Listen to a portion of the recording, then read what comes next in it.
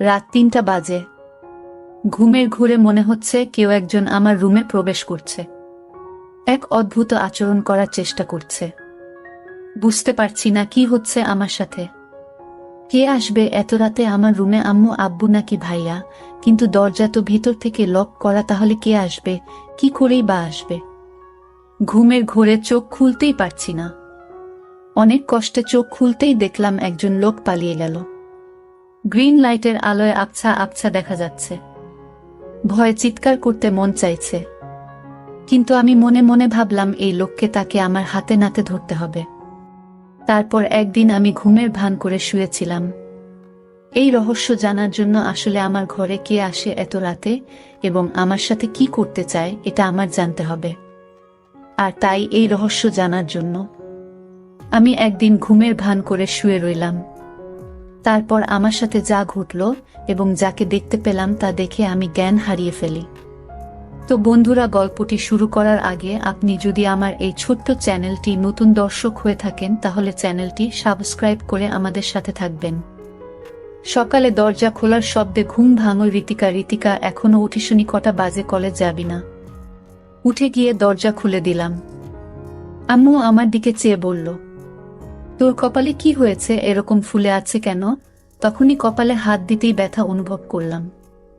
কালকে ঘটনাগুলো মনে পড়লেই গলা শুকিয়ে গেল।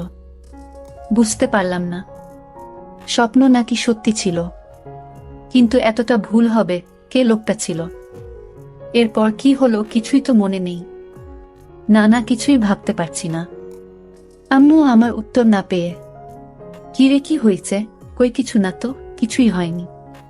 তুমি যাও, আমি ফ্রেশ হয়ে নিচে যাচ্ছি। আমাকে কিছু না বলেই রুমে চলে আসলাম। এসে ভাবতে লাগলাম কে আমার রুমে আসলো, কি করেই বা রুমে ঢুকলো। আমি জানালা দরজা লাগিয়ে ঘুমাই। নিজেই নিজেকে প্রশ্ন করতে লাগলাম।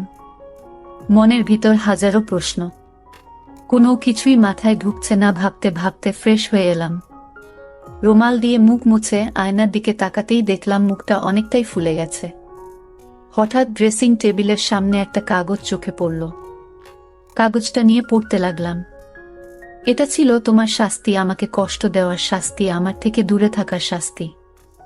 এই 3টা মাস আমি ঘুমাতে পারিনি। তুমি আমাকে ঘুমাতে দাওনি। আমাকে কষ্ট দিয়ে তুমি শান্তিতে ঘুমোচ্ছে। চিঠিটা পড়ে মুখ শুকিয়ে গেছে। সবকিছু যেন গুলিয়ে যাচ্ছে। কি হচ্ছে আমার সাথে কিছুই বুঝতে পারছি না। কে এই লোক? কি চায় আমার কাছে? সবকিছু মাথার উপর দিয়ে যাচ্ছে। রাগে মাথা ফেটে যাচ্ছে। উনার ঘুমে কি মই দিয়ে আসছি নাকি? কত বড় সাহস! ওকে তো আমি সামনে পেলে মেরে ফেলব। কিন্তু বুঝতে পারছি না লোকটা কে। আমার তো তেমন কারো সাথে দেখা হয়নি। ভাবতে ভাবতে আম্মু আবার ডাকছে নাস্তা করার জন্য। নিচে ডাইনে গিয়ে দেখলাম আব্বু বা নাস্তা করছে আর আম্মু খাবার সার্ভ করছে। আমার পরিচয়টা দিয়ে দেই। আমার নাম ঋতিকা। আমি কলেজে পড়ি।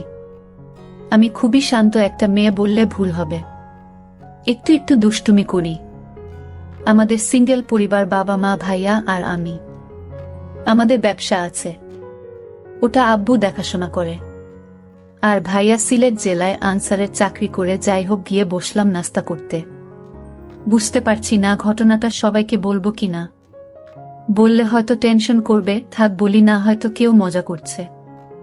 কিন্তু কালকের ঘটনা তো মজা হতে পারে না। এসব ভাবছি, বাবার ডাকে ঘোর কাটে। কি হয়েছে? না খেয়ে খাবার নাচ্ছিস কেন? আর কি এত ভাবছিস? না কিছু হয়নি বলে খাবার খেতে শুরু করলাম। পাশ থেকে আব্বু বললেন, জ্বর আসছে নাকি মামুনি? এরকম দেখাচ্ছে কেন? কপালে হাত দিয়ে দেখে বলে, না জ্বর তো নেই। সবাই সন্দেহের চোখে তাকিয়ে থাকে। ওদের তাকানো দেখে ঘাবড়ে গেলাম। আরে আজব, জ্বর আসবে কেন? ঘুম থেকে উঠছি তো, তাই এমন দেখাচ্ছে। কথাগুলো বলে দ্রুত খেয়ে চলে আসলাম। রেডি হয়ে কলেজে চলে আসলাম। বাবা ড্রপ করে দিল। কলেজে গিয়ে আমার আয়সা আরিফা এর সাথে দেখা হলো। কালকের ঘটে যাওয়া ঘটনা সবকিছু খুলে বললাম। আমার কথা শুনে হেসে বলে, হয়তো স্বপ্নে দেখেছি। কিন্তু সেই চিঠিটা আর কপাল দেখে বিশ্বাস না করার কোনো উপায় নেই। ওরা অবাক হয়ে ভাবছি কে এই লোকটা। আশা খুব মনোযোগ সহকারে কয়েকবার চিঠিটা পড়ল। তারপর একটা গোয়েন্দা ভাব নিয়ে বলল, আচ্ছা রিতিকা, এখানে 2 মাসের কথা বলছে, মানে 2 মাস আগে তোর সাথে দেখা হয়েছে বা কিছু তো হয়েছে? তুই মনে করে দেখতে 2 মাস আগের কথা বিশেষ কারো সাথে দেখা হয়েছে কিনা। আশার কথাগুলো শেষ না হতেই ঘন্টা বাজল। ক্লাসের সময় হয়ে গেছে। তারপর আর কথা না বাড়িয়ে ক্লাসে চলে এলাম। ক্লাস শেষ করে আসতে বলল, আরে বইন, এত চাপ নিস না তো, চল ফুচকা খেয়ে আসি। ফুচকা খাচ্ছিলাম, তখন কয়েকজনের কথা শুনে তো অবাক। কারণ কাল যে ছেলেটা আমাদের রিগিং করছিল, সে নাকি হসপিটালে কে যেন মেরে হাত পা ভেঙে দিয়েছে। আসলে ছেলেটা আমাদের সিনিয়র ছিল শুনে মনে মনে খুব খুশি হলাম। তারপর ফুচকা খেয়ে রিফা আয়সা ওদের বাসায় চলে গেল আর বলল এত চিন্তা না করতে। আমিও বাসায় রওনা দিলাম। ইদানিং আমার মনে হলো কেউ যেন আমাকে ফলো করছে, কিন্তু তাকালে কাউকে দেখি না। সেদিনের পর থেকে ভয়ে দরজা আটকে ঘুমায়। এভাবে 2 দিন কেটে যায়। কলেজের ক্যাম্পাসে আসা আরিফা এর সাথে বসে গল্প করছিলাম। তখন আমাদের সিনিয়র জিহাদ ভাইয়া এসে আমার পাশে বসে বললেন, এই গার্লস কেমন আছো? আমরা হেসে প্রতি উত্তরে বললাম, ভালো ভাইয়া। তারপর টুকটাক অনেক কথাই হলো। আমরা অনেক সময় বসে গল্প করলাম। ভাইয়া অনেক মজা এবং খুবই ভালো একজন মানুষ, দেখতে খুবই সুন্দর। কলেজের অনেক মেয়ে লাইন দিয়ে পড়ে আছে ভাইয়ের পিছে, কিন্তু ভাইয়া কাউকে পাত্তা দেন না। উনি ভাইয়ার ফ্রেন্ডের ভাই। ভাই বলছিল দেখে শুনে রাখতে, কিন্তু আমি তেমন কথা বলি না। ধনী ভাইয়ের কথা ওনাকে বলিনি বললে একটা ঝামেলা হবে। আমি ঝামেলা পছন্দ করি না। তারপর ওনার সাথে কথা বলতে বলতে আমি উঠে বললাম, তোমরা কথা বলো, আমি একটু আসছি বলে চলে আসলাম। রুটি খেয়ে চলে আসতে যাব, তখন কেউ একজন এসে আমায় বলল। লোকটা খুব রেগে বলল, তোমার সাহস কি করে হয় তুমি ওই ছেলের সাথে হেসে হেসে কথা বলো? আমি কিছুই বুঝতে পারলাম না। বললাম, আমি যার সাথে ইচ্ছা তার সাথে কথা বলবো। আপনার কি সমস্যা? আপনি কে বলেন? সাহস তো কন্যা শুন। লোকটার মুখে মাস্ক পরা খুবই চেনা চেনা লাগছে, কিন্তু লোকটাকে চেনার কোনো উপায় নেই। লোকটি বলতে লাগলো, কেন ভয় পাচ্ছে কেন? অনেক কষ্টে তোমায় খুঁজে পেয়েছি, আর হারাতে দেব না। না, কথা শুনে ভয় করছে, আবার রাগও লাগছে। আপনি এখানেও চলে আসছেন আমাকে মারতে? তার মানে সেদিন রাতে আপনি আমার রুমে এসেছিলেন আমাকে মারতে? তো না মেরে আমার সাথে দুর্ব্যবহার করার সাহস হয় কি করে হলো? বজ্জাত ছেলে। মেয়েদের দেখলেই কথা বলতে মন চায়। আর করবেন নাই বা কেন? মানুষকে মেরে ফেলাই তো আপনার কাজ, এটা আর কি এমন বিষয়? তো মেরে ফেলেন আমাকে এখনই শাহিন, এভাবে কিছু করার তো কোনো মানে হয় না। চোখ বন্ধ করে কথাগুলো একদমে বলে ফেললাম। চোখ খুলতেই উনার চোখের দিকে তাকিয়ে আতঙ্কে উঠলাম। রাতে আমার রুমে এই লোক যায়, কিন্তু তাকে ঠিক চিনা যাচ্ছে না। কিন্তু এই লোকটিকে চেনার জন্য আমি প্রতিদিন রাতে ঘুমে ভান করে শুয়ে থাকি, কিন্তু ইদানিং আসে না। আপনাদের 2 মাস আগে কিছু কথা শেয়ার করেনি, তা না হলে আপনার কিছুই বুঝবেন না। 2 মাস আগে কলেজ স্ট্রিটে 2 দিনের জন্য সিলেট গিয়েছিলাম। ওখানে গিয়ে প্রথম দিন ভালোই কাটে, কিন্তু বিপত্তি ঘটল দ্বিতীয় দিন। সবাই পাহাড় ঘুরে ঘুরে দেখছে, আমি সারিফা আমার গল্প করছি আর ঘুরছি।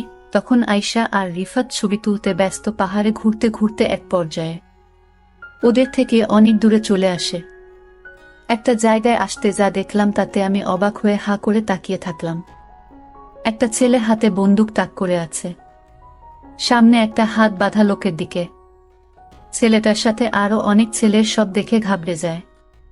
ছেলেটা একটা লোককে মারল চোখের সামনে। এমন ভয়ঙ্কর দৃশ্য দেখে জোরে চিৎকার দিয়ে উঠি। তাতে লোকগুলো আমায় দেখতে পেয়ে যায়। কিছু না ভেবেই ভয়ে দৌড় শুরু করি। ওই ছেলেটি বাকি ছেলেগুলোকে বলা কথা কানে বাজল, লাশ পুঁতে ফেল মেয়েটাকে আমি দেখছি। বন্দুকটা কোমরে গুজে আমার পিছনে ছুটতে লাগলো আর বলল, এই মেয়ে দাঁড়াও, বলছি দাঁড়াও। কিন্তু এই লোকটাই আমার ঘরে রাতে ঢুকতো, আপনাদের বলে রাখি। কিন্তু এই লোকটাকে এটা আমি এখনো জানতে পারিনি। কিছুটা আন্দাজ করতে পারলাম তার ছায়া দেখে। আমার মনে হলো এই লোকটাই আমার রুমে আসতো, কারণ তার ছায়া আমার দৃষ্টিতে বেঁধে গেছে। আমি আয়েশাকে বললাম, এই যে লোকটি দেখতে পাচ্ছিস এই লোকটার মতোই আমি যাকে আমার রুমে দেখতে পেয়েছিলাম, তুই এটা বুঝলে কি করে? ওর ছায়াটা আমি দেখতে পাই হালকা আলোতে। এই লোকটাই হবে বলে রাখা ভালো। আমার বড় ভাই ব্যাটালিয়নে চাকরি করে সিলেট জেলায়। আমার আর যে লোকটা অন্য একটা লোককে মেরেছিল সে আর কেউ না, সে হচ্ছে আমার বড় ভাই। কিন্তু সে আমাকে দেখতে পায় না ভালো করে, আমাকে চিনতেও পারল না। আমি ঠিকই তখন চিনে ফেলি। আমি মনে মনে ভাবলাম আমার বড় ভাইয়া কেমন পাষাণ হয়ে গেছে যে কিনা মানুষ হত্যা করে। আমি একথা ভাবতেই আমার খুব খারাপ লাগলো এবং ভাইয়ের প্রতি ঘৃণার জন্ম নিল। এসব চাকরি যারা করে তারা নাকি পাষাণ হয়ে যায়। আমার ভাবতে অবাক লাগছে। যাই হোক, আমরা একদিন দূরে ঘোরাফেরা করে বাড়িতে চলে আসলাম। আমি কিছুতেই ভাইয়ের মানুষ মারার দৃশ্যটা ভুলতে পারছি না। এসব ভাবতে ভাবতে ঘুমিয়ে পড়লাম। হঠাৎ আমার রুমে পায়ের আওয়াজ শুনতে পেলাম। আমার কপালে কি যেন হাত রাখল। 2 দিন দূরে থাকায় তেমন একটা ঘুম হয়নি আমার, আর তাই বেহুশের মতো ঘুমাচ্ছিলাম, তাই কিছু বলতে পারিনি। হঠাৎ যখন অনুভব করলাম আমার রুমে কেউ এসেছে, তখন চোখ খুলে দেখি কেউ নেই, কিন্তু পায়ের চিহ্ন রয়ে গেছে ঘরে। পায়ের চিহ্ন, এটা আমার খুব পরিচিত মনে হলো। আমার মনে হলো সে আমার পরিবারের যে কেউ হতে পারে, কিন্তু কে সে এটা এখন পর্যন্ত জানতে পারলাম না। আমি এই কারণে শান্তিতে ঘুমাতে পারি না। এটা কি আমি স্বপ্ন দেখি নাকি বাস্তবতাও বুঝতে পারছি না। আমি এখন থেকে ভাবলাম আজ থেকে সারাদিন ঘুমাবো, সারা রাত জেগে থাকবো, মানে ঘুমের ভান করে থাকবো। আমি তাকে হাতে নাতে ধরতে চাই। সে কেন আমার ঘরে আসে, আমার কাছে কি চায়, এটা জানার জন্য আমার মনে একরকম হতাশা তৈরি হয়ে গেল। আমি আমার পরিবারের অর্থাৎ মা বাবার সাথে বিষয়টা শেয়ারও করতে পারছি না। শেয়ার করব তখন যখন এই রহস্য আমি জানতে পারব। তো পরের দিন সকালে কলেজে গেলাম। তারপর আয়েশার সাথে আজ রাতের ঘটনা শেয়ার করলাম। আয়েশা আজ রাগান্বিত হয়ে বলল, তুই কি বললি সে সব স্বপ্ন বাঁধে? এগুলো শুনতে আর ভালো লাগে না। এগুলো সবই হয়, বাস্তবে হয় না। আয়েশা, তুমি যাই করো না কেন, তুই দেখে নিস আমি 20 দিনের ভিতরে আমি তাকে হাতে নাতে ধরব। তারপর কলেজ থেকে বাসায় ফিরে শুনতে পেলাম আমার ভাইয়া বাড়িতে আসছে, কারণ 4 দিনের ছুটি নিয়ে আসছে। আমার জন্য অনেক গিফট নিয়ে আসছে। আমি বাড়িতে প্রবেশ করতে আমি ভাইকে দেখি দরজার সামনে দাঁড়িয়ে আছে। আমি কাছে গিয়ে বললাম, ভাইয়া কেমন আছো? কিন্তু মনে মনে ভাইয়ের জন্য ঘৃণাও কাজ করে, কারণ ভাইয়া এখন মানুষকে মানুষ মনে করে না, যাকে তাকে ধরে মারধর শুরু করে দেয়। এটা তো আমি দূরে গিয়ে দেখতে পেলাম, কিন্তু ভাইয়ের শরীরের একটা পারফিউমের গন্ধ পেলাম। আমার রুমে রাতে যে আসতো তখন একই পারফিউমের গন্ধ পেলাম। আমার যেন ভাইয়াকে সন্দেহ হতে লাগলো। কিন্তু ভাইয়া আমার ঘরে কেন আসবে? আবারও মনকে প্রস্তুত করলাম, রাতে ঘুমাবো না। আমি ঘুমের ভান করে থাকবো, দেখব কে আসে আমার রুমে এবং কি চায় সে। ঠিক মতো আজও ঘুমের ভান করে শুয়ে রইলাম।